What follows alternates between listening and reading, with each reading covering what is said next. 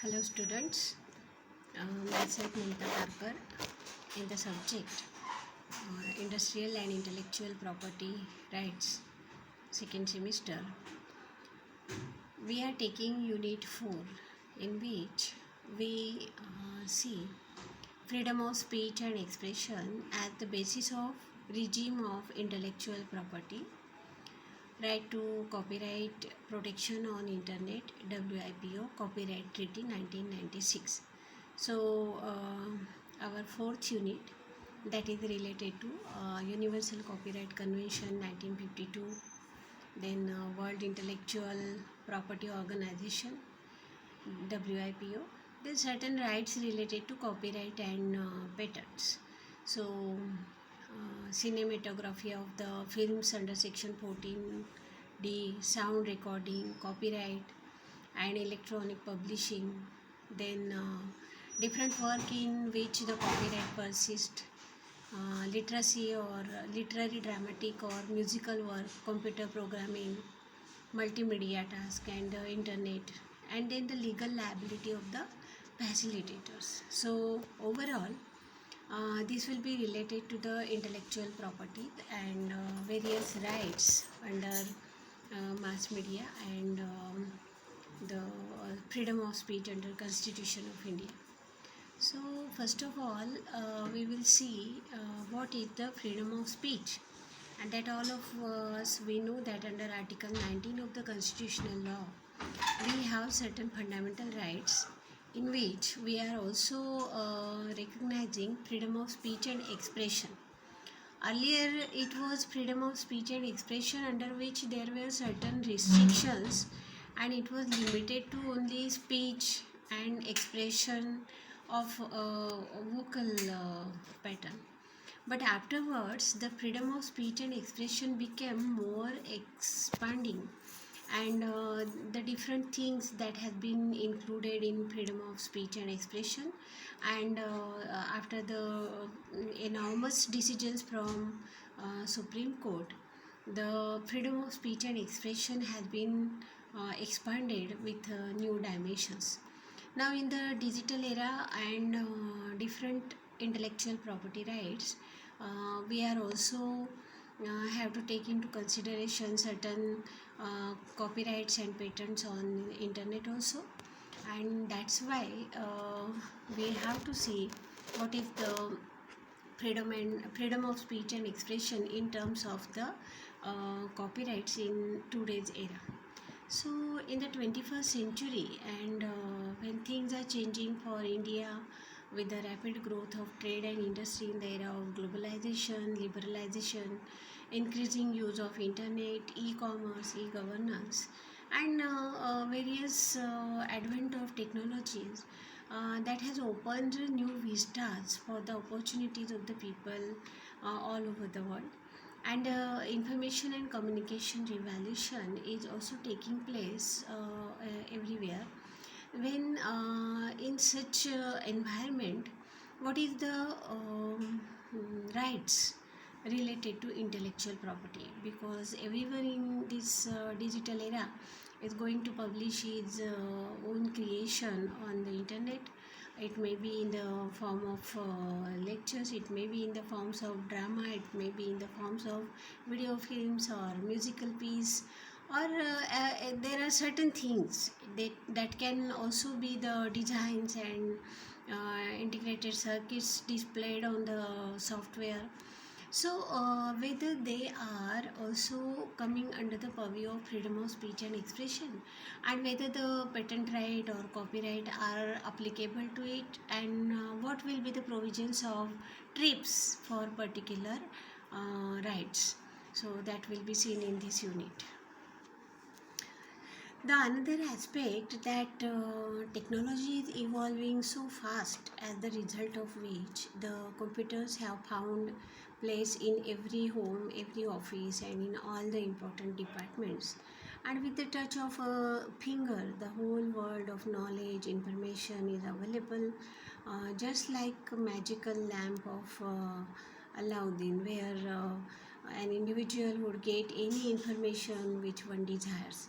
So a person living in India can also communicate with the person who is living in USA or England or any other country, and this is all done in a virtual space that we recognize as cyberspace. So the advent of science and technology has made a tremendous impact and change almost in all the walks of life. The paper highlights the impact of information technology on library science, but particularly this freedom of speech and expression in this new digital era, and the era of software and the copyright and patent on a digital platform, that will be look in the topic.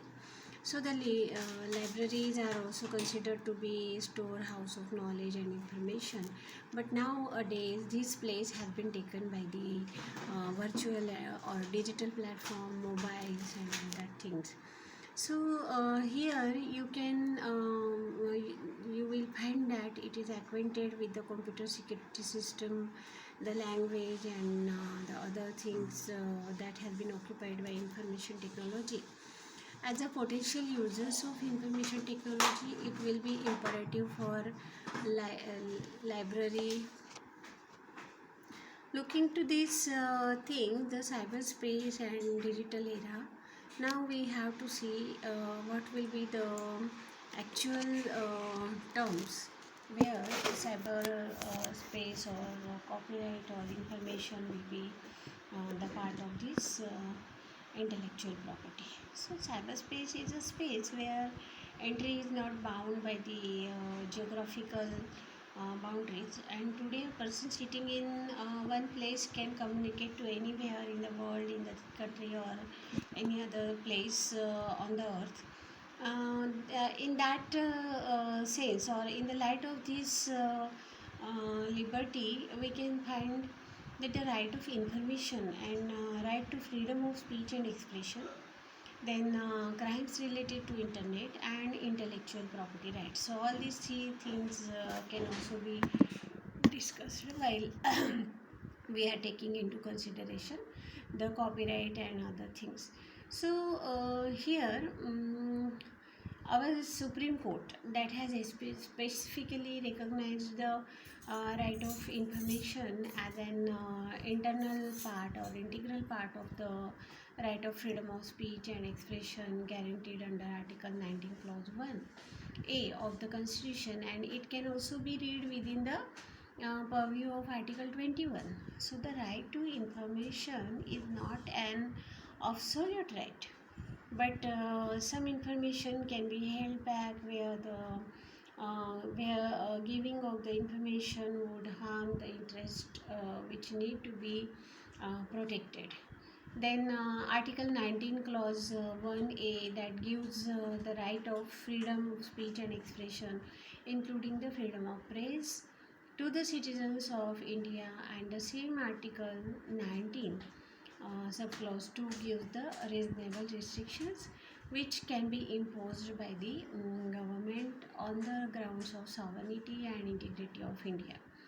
So this right of freedom and speech, that the question to be answered here, what happens to be reasonable restrictions given in Article 19 Clause 2? What control does the government has to restrict the right to information? These questions will be answered in terms of different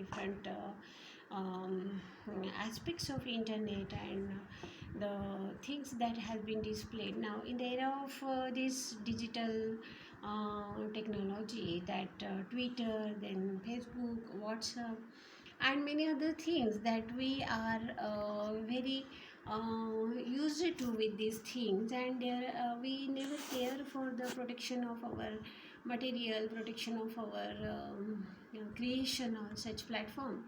But this scenario is now changed. So the advent of technology has brought with its known dangers and threats, and they are the cyber crimes. And there are certain internet crimes can be committed with considered is against anyone in the world, from any part of the world, and even from within the home. So anonymity makes internet a preferred weapon of choice for committing crimes. So technological perfection makes it very easy of these crimes to be committed. So India has adopted a legislation to facilitate and safeguard the electronic transactions, that is Information Technology Act.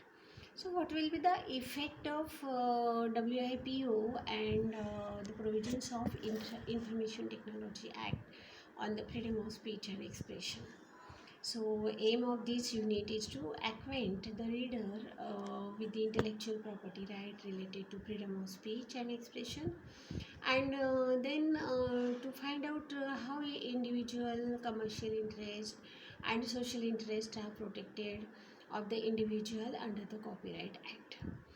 Then the main objective of the copyright law is to promote the access and the use of information, and for protecting the works from infringement, and in encouraging the author in pursuit of knowledge.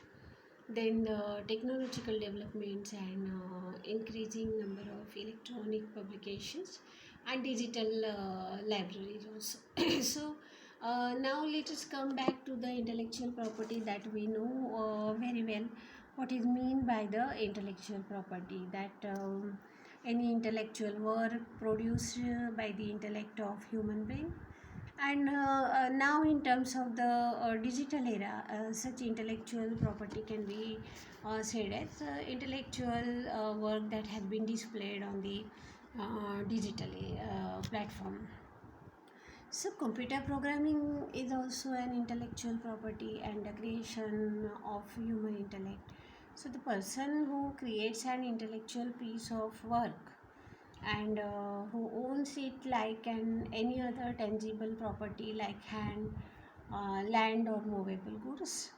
And intellectual property like tangible property is owned by its owner to the exclusion of all others. So here also the property which intellectual work that can be termed as intellectual property, and it will be the exclusive of use of others unless it has permitted by the owner. So no one can make the use of intellectual property without the consent of owner of the intellectual property.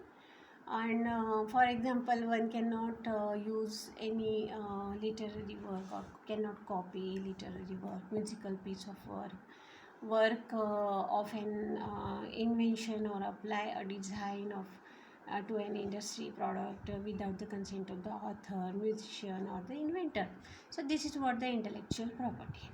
Now whether this same pattern is applicable on the internet, whether they are under the provisions of intellectual property rights and other restrictions given by the intellectual property, so that we have to see under this. And let's see now. According to the agreement on trade related intellectual property rights, that is TRIPS, agreement between the members of the World Trade Organization (WTO), and intellectual property law includes law relating to copyright and related rights. Then trademarks, trade names, and service marks, geographical indications, industrial designs, patents, layout designs of integrated circuits, undisclosed information, and such other things. So two important conventions relating to intellectual property law, that already we have seen, that Burns Convention 1886 and Universal Copyright Convention of 1952, which was revised in 1971. So what does the Burns Convention? Burns Convention is which was came into force in 1886, that particularly deals with the uh, Article 38 and Article 35, that particularly for the copyright and other things. So Article 2 of the Burns Convention, that provides for the work which was protected under convention. The works which are protected, they are literary and artistic works, and possible requirements of fixation, then derivative works, official text, then collections, then obligation to protect, and beneficiaries protection, all these things. Now the Universal Copyright Convention in 1952, that Universal Copyright Convention 1952, which is referred as UCC 952, 1952. So that was signed at Geneva on 6th of September 1952. This Universal Copyright Convention of 1952 came into force, and it was revised in Paris in 1971, and it was administered by the UNESCO, which is a specialized agency of the United Nations.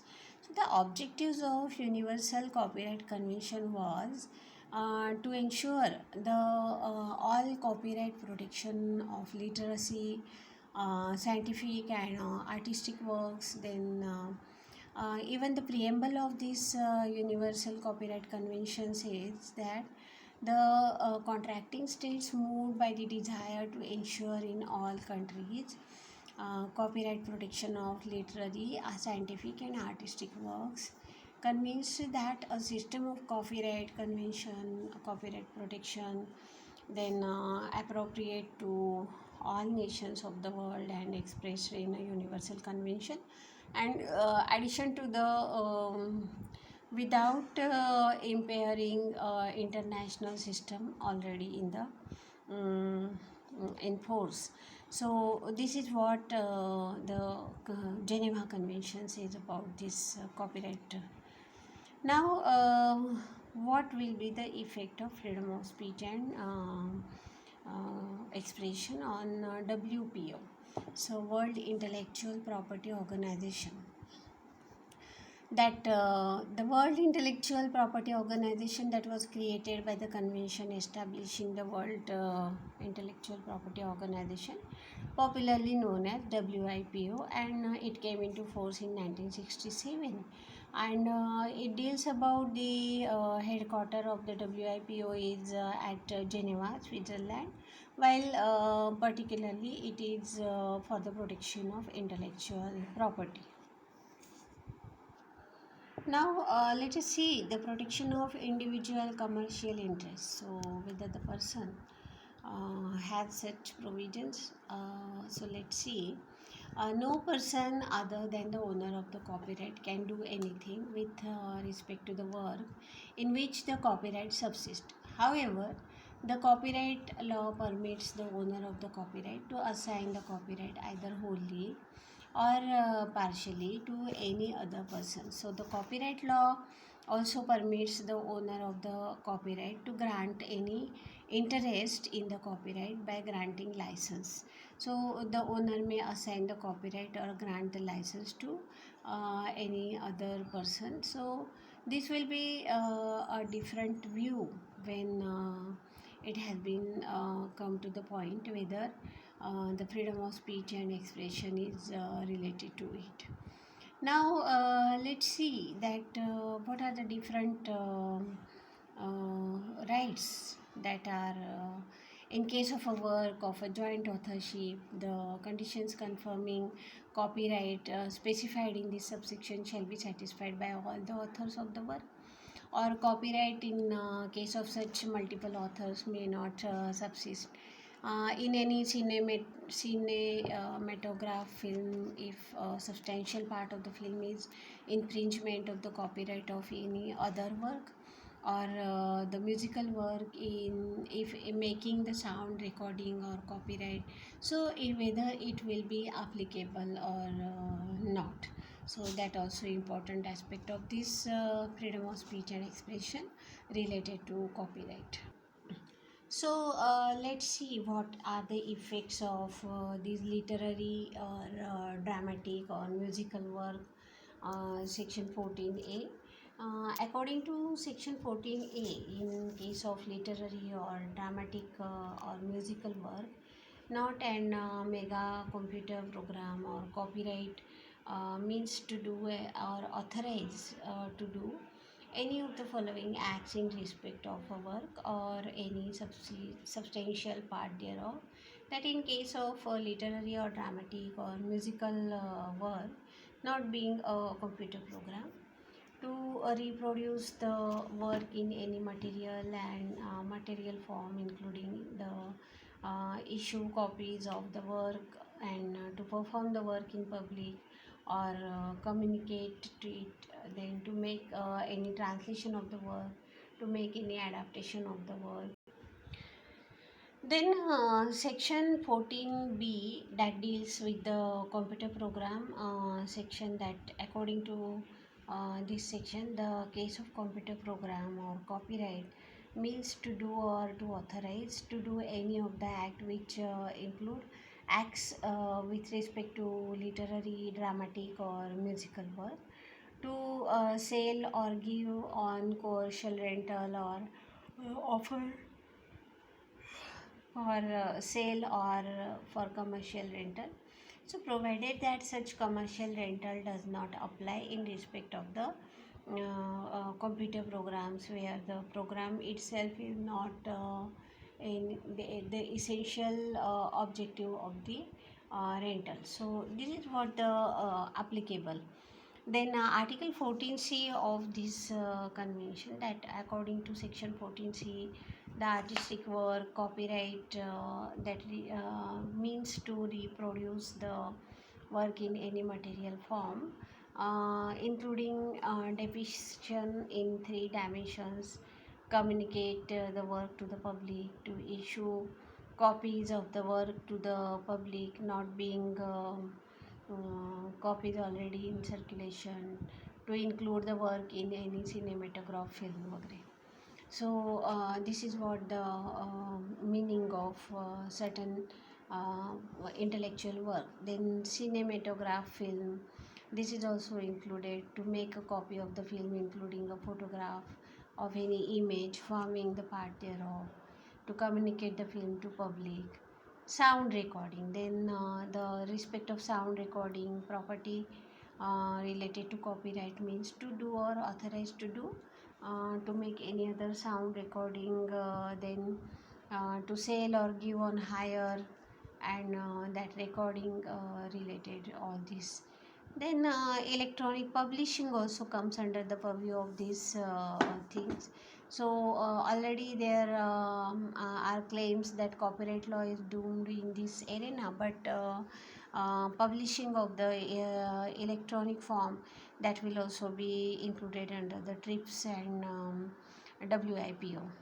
So if you see, then we cannot forget about the multimedia. A CD-ROM disc, or typically which is the whole range of the work on multimedia product, the music, then textual description, films, then photographs, and other features of multimedia is that freedom, the person using it has to move about at its will. So they are also the part of such things. And internet is also important thing for the digital area. So this is what we can find out, whether the freedom of speech and expression, that focus on the rights of any person on the scope of this digital intellectual property rights. And we have to understand the meaning and scope of this particular expression. So in this way, if you find out that what are the effects of freedom of speech and expression in the as the basis of the regime of intellectual property right, copyright protection on internet, then World Copyright Treaty, then the WIPO Copyright Treaty of 1996. So you will find out that in the transforming era, in the digital era, these provisions of law is also according to the need of the hour, and they are protected. These intellectual properties or intellectual work on the internet by the provisions of WIPO and other laws. So we have seen what will be the effect of freedom of speech and expression in the latest technology. Now we will see the next part in next lecture.